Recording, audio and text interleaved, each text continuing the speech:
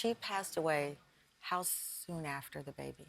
About 12 hours after Langston's arrival. So in 12 hours, you go from this joy, Absolutely. Langston, to my wife is what?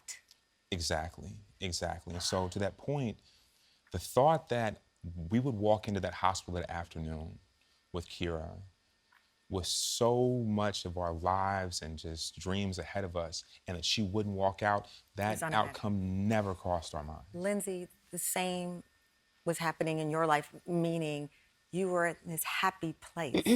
You're Top of the world. You're at the top of the world. Yeah. You have two sons that you're looking at their future, Yeah. college, or all these things that will come ahead. Even though they're young, we're looking at their future in both of your cases. Nothing could have prepared you for this. I'm gonna be honest with you. Yeah. First time in my life, I don't know what to ask you. I have no idea. Yeah. Because how do you process it? How do you, when you look at the pictures of Patrick and Logan and someone says, where are they now? What is the answer? They're here. They're here. They've always been here. They will always be here. They're in every single life that they ever touched.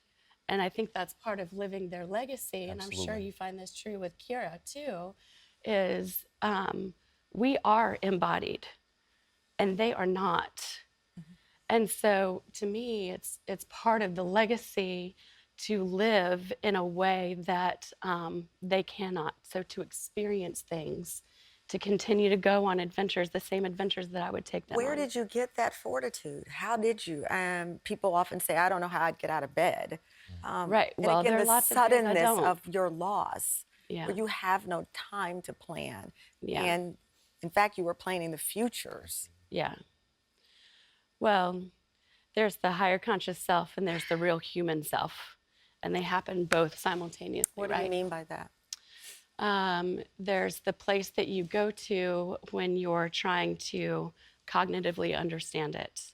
And so you take yourself out of the immediate situation and really try and take like a 50,000-foot view of what's going on. Is that what people mean by outer body? It's almost like you're looking at someone else's life. Yeah. Yeah, you become a conscious observer of yourself and of those around you.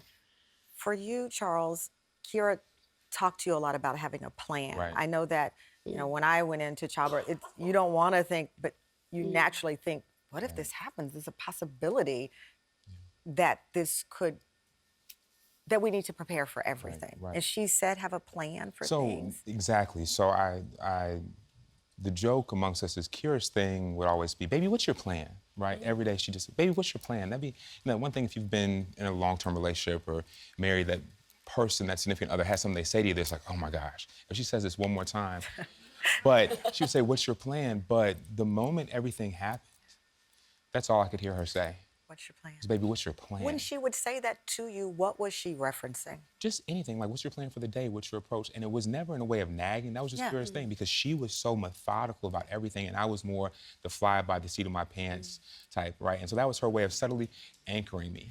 So in the 12 hours later that you received word that you've lost your wife, did you think, my plan? What is my plan? Can you think that clearly with such trauma? It was the next morning when that clicked in. So when I first received the news, I've often been asked, a couple times I've been asked the question, what was it like when the doctor's gate came out and they gave you the news that your wife was gone? And the way I describe that is it's almost like somebody dropping an atom bomb on your entire world. And I remember receiving the news. I remember the scream that her mother let out.